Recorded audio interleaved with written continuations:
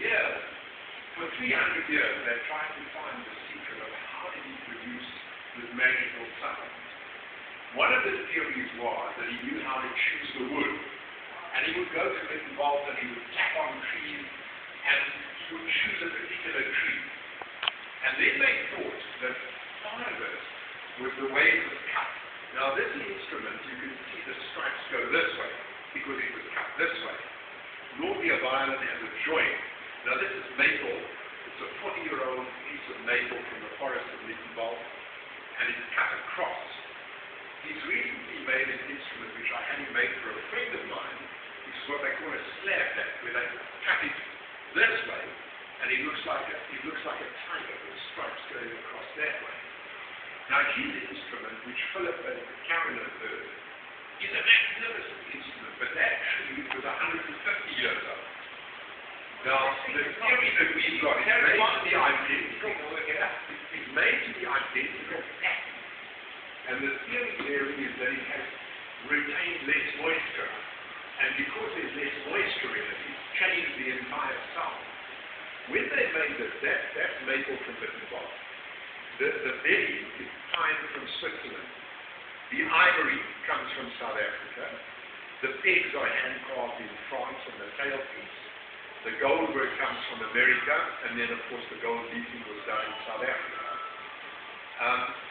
The violin has recently undergone, although it's a brand new instrument, it typically takes 10 years to play this instrument.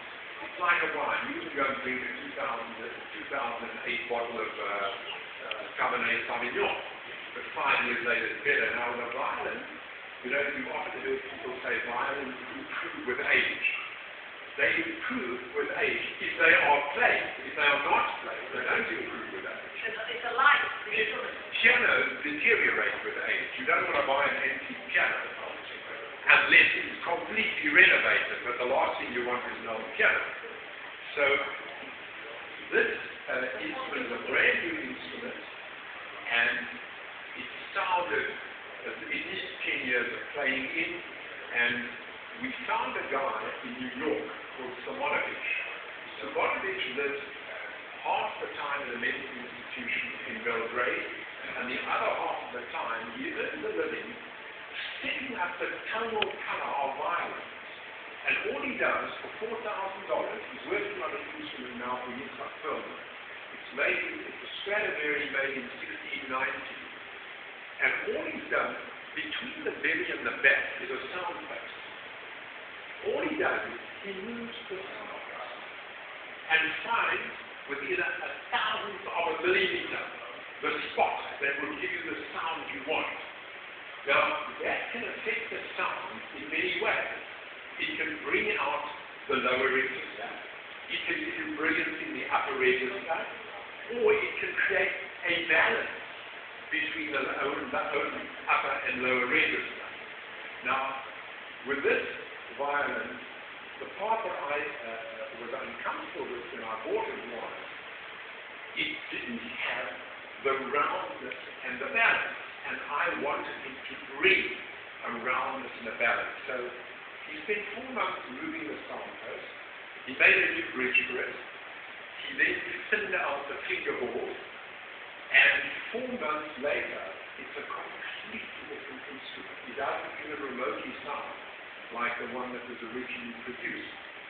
The other thing that I have done, there is a guy in Amsterdam who runs a printing works.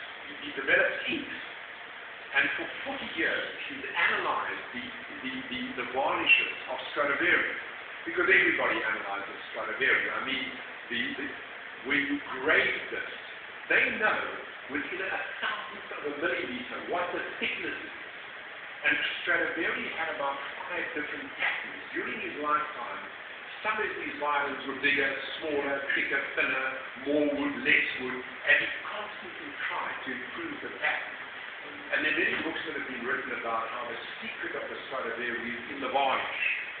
Well, if there is a secret, it's more than the varnish. I mean, the guy was a genius, but there may be 10 or 20% of it in the varnish. So this violin doesn't have the original varnish on it. I have the Stradivari Byzantine varnish made in Amsterdam. And that they took everything off it and they re-varnished it completely with a Byzantine varnish. So it's had a lot of different influences to create what it is now. Show the name. Show us the name on the violin. Oh yeah, well the Chinese writing, that's my wife. Then that's it over there. And then my children's names, well that's my name, that's Kiana, that's Yakira. And then on this side of the violin is our corporate motto, Qui plantavit curabit, those who plant shall reap. And then the rest of it is just decorative. I just liked it because I wanted the instrument to look exotic. So and that's all done in gold leaf. And that's the story of the violin. They spend a lot of time in Asia, the Chinese seven. They have a dog that's got a Chinese name.